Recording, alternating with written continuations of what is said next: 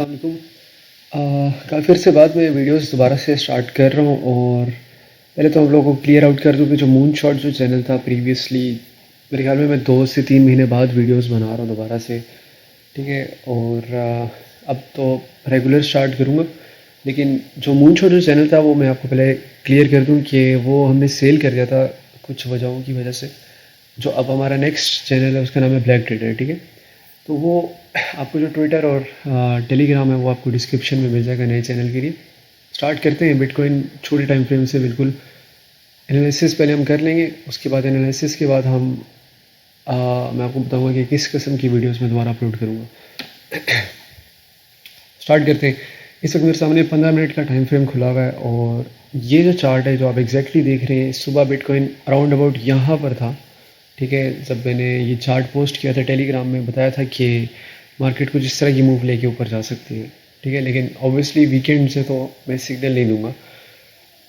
तो हमारे पास एक यहाँ पर एक ये ट्रायंगल बना हुआ है। आप इस ट्रायंगल को ये भी कह सकते हैं यार एक फॉलिंग वेज बनी हुई, कंसिडरेबल फॉलिंग वेज है, ठीक है। और यूजली फॉलिंग वेजेस जो होती हैं वो आमतौर पे ऐसे ऐसे घूम फिर के ऊपर की तरफ टूट जाती हैं। तो एग्जैक्टली हमारे पास वही हुआ। हमारे पास एक ये सपोर्ट का लेवल था और हम यहाँ से बाउंस लेते हुए ऊपर चले गए। अब सवाल ये पैदा होता है कि यार हम कहाँ तक ऊपर जा सकते हैं और क्या ये मूव सही है नहीं है और बड़े टाइम फ्रेम्स में क्या होगा। देखिए, पहले तो आपको एक चीज़ मैं क्लैरिटी से बता दूं कि सपोज जैसे इसका जो ब्रेकआउट है, ठीक है, इसका आमतौर पे जो ब्रेकआउट होता है वो जाता है एक सप्लाई तक, ठीक है। अब हमारे पास सप्लाई जो है यहाँ तक, यहाँ पर बनती है अराउंड अबाउट इस जोन पे, ठीक है।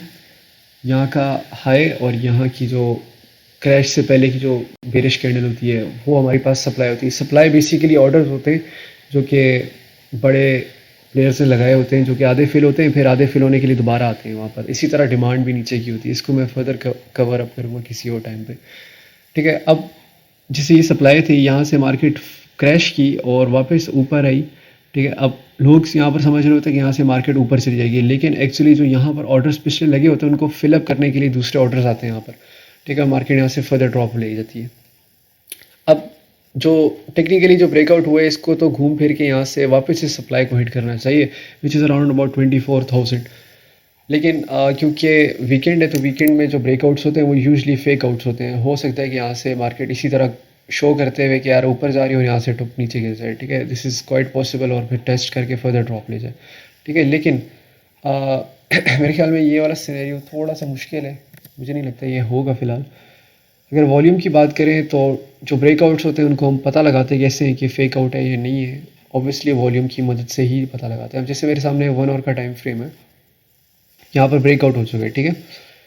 पहले तो मैं आपको बता दूँ, इस तरह के चार्ट्स मैं डेली भेजता हूँ अपने टेलीग्राम ग्रुप में, ठीक है। यहाँ पर थी मार्केट, तो मैंने बताया था ये मूव होने लगी है, और अगर किसी ने यहाँ पर फॉलो किया होगा तो अराउंड अबाउट $200 की मूव उसने कैच कर ली होगी।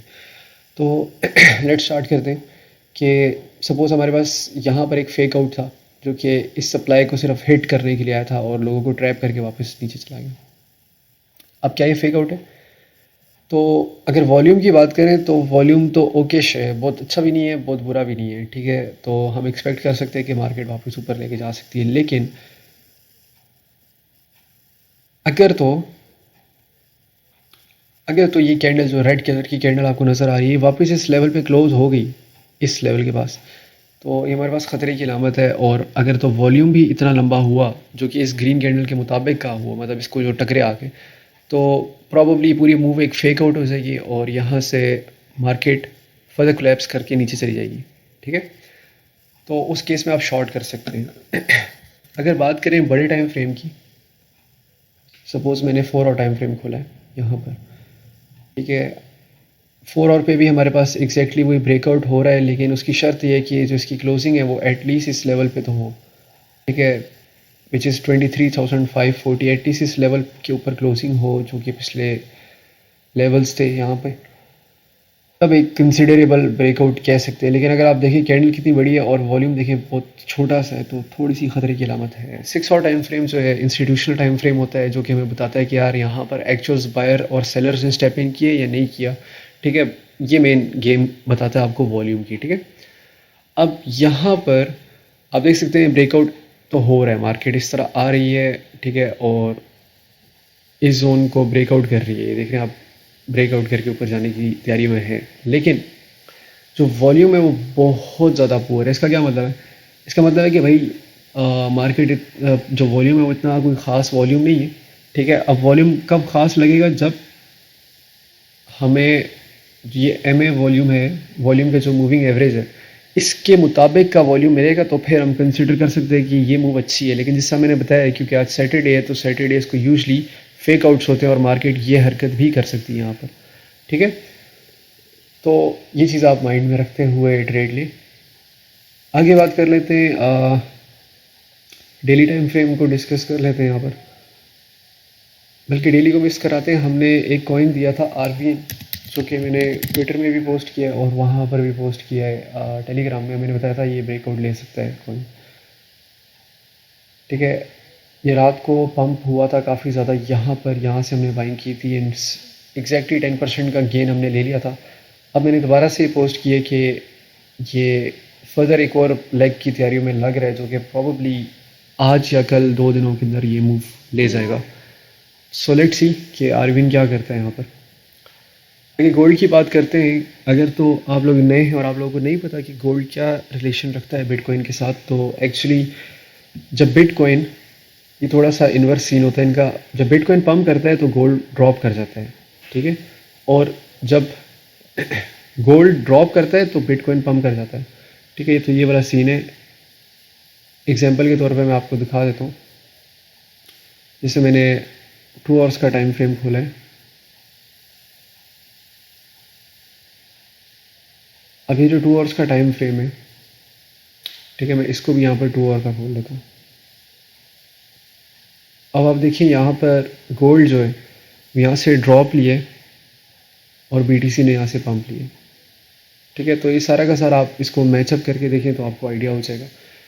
अब अगर गोल्ड की बात करें तो हमें सारी गेम बता देगा कि क्या होने लगी है बिटकॉइन में। हमारे पास यहाँ पर एक गैप था जो कि गोल्ड साहब ने यूँ घूम फिर के आके फिलअप कर दिया यहाँ पर आके, ठीक है।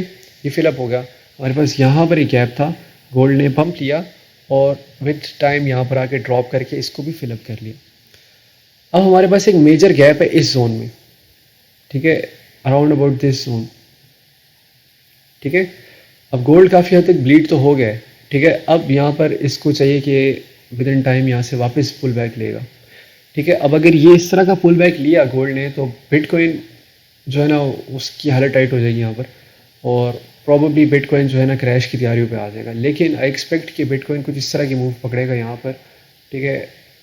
यहाँ पर ये इस तरह की एक विक आएगी। उसकी वजह ये है कि अगर वीकली टाइम फ्रेम हम खोलें, ठीक है, एंड हम अपने MS और EMS लगाते हैं, अब देख सकते हैं कि जो हमारे पास ये रेड कलर का जो EMA आ रहा है, ठीक है, विच इज़ 25-20 EMA, ठीक है, ये यहाँ पर घूम रहा है, ठीक है। ये अभी तक टेस्ट नहीं हुआ, ठीक है। यहाँ से ब्रेकआउट हुआ है और यहाँ तक ये अभी तक टेस्ट नहीं हुआ, ठीक है। अगर हम पिछले लेवल्स की बात करें तो ये आखिरी विक्स थी यहाँ पर, ये, ठीक है। तो बिटकॉइन को चाहिए कि वो यहाँ से आए, इन लेवल्स को हंट करे, थोड़ी बहुत फिक्स मारे ऊपर और फिर क्रैश करे, ठीक है। अब क्रैश करने की एक मेगा वजह ये भी होगी क्योंकि यहाँ से गोल्ड पुल बैक ले लेगा, ठीक है, अपने इस वाले गैप को फिल करने के लिए। हिस्टोरिकल प्रूवन होता है कि जो गैप्स होते हैं वो चाहे स्टॉक्स में हो, क्रिप्टो में हो, जिधर भी हो, वो फिल होते ही होते हैं, ठीक है। तो अगर आप पीछे जाके भी एग्जांपल्स देखें तो आपको आइडिया हो जाएगा हर जगह। जैसे ये एक गैप था, यहाँ से मार्केट ने पंप ले लिया, ठीक है, और वापस ड्रॉप किया इस गैप को फिल आउट करने के लिए, ठीक है। कुछ टाइम लेते हैं लेकिन जितना बड़ा गैप होगा उसके हिसाब से फिर मार्केट उसको रिएक्ट करती है। जैसे यहाँ पर गैप था, मार्केट ड्रॉप हुई लेकिन उसको फिल किया, ठीक है। और हमेशा ये होता है, मार्केट यहाँ से ऊपर गई, नीचे आई, वापस इसको फिल किया इस गैप को, ठीक है। तो ये जो बड़ा सा गैप हमें नज़र आ रहा है ना, ये जो है ये बेसिकली एक ट्रैप की तैयारी है, ठीक है। लोगों को यहाँ पर ट्रैप किया जाएगा कि मार्केट तो बस जा रही है ऊपर सीधा 30-40 हज़ार पे जा रही है। अगर तो ऊपर जाना भी हो ना मार्केट ने तो फिर इस तरह की कुछ मूव बनेगी और फिर मार्केट जाएगी, उसको हम बाद में देखेंगे क्या करेगी वो, ठीक है। लेकिन फ़िलहाल मैं एक्सपेक्ट कर रहा हूँ कि 25,000 तक मैक्सिमम 25,500-600 का पंप मार के गोल्ड इधर से पंप ले जाएगा, क्योंकि गोल्ड यहाँ पर एक काइंड ऑफ फॉलिंग वेज में भी है जो कि किसी टाइम भी जो है ड्रॉप लेने की तैयारी करेगी। ठीक है, कुछ इस तरह की मूव यहाँ पर लेगा ये, लाइक दिस। तो ये हमारे पास गोल्ड की मूव है। DXY पे चलते हैं। DXY तो ऑब्वियसली आपको पता होगा कि अगर डॉलर स्ट्रेंथ होता है, मतलब डॉलर ऊपर से पंप करेगा तो बिटकॉइन ड्रॉप करेगा। डॉलर इस वक्त पंप कर रहा है लेकिन कुछ ख़ास इसमें स्ट्रेंथ नहीं नज़र आ रही। अगर हम देखें तो डॉलर ऑलमोस्ट अपनी इस लेवल पे आ चुके हैं, अराउंड अबाउट दिस लेवल, जहाँ से ये एक क्रैश दोबारा ले जाएगा, थोड़ा बहुत, ज़्यादा नहीं, थोड़ा बहुत। ठीक है, ये इसकी सप्लाई जोन थी अराउंड अबाउट, आप कह लें कि एक अच्छी रेजिस्टेंस है डॉलर के लिए। सप्लाई तो नहीं कह सकते इसे, लेकिन एक रेजिस्टेंस ज़रूर है।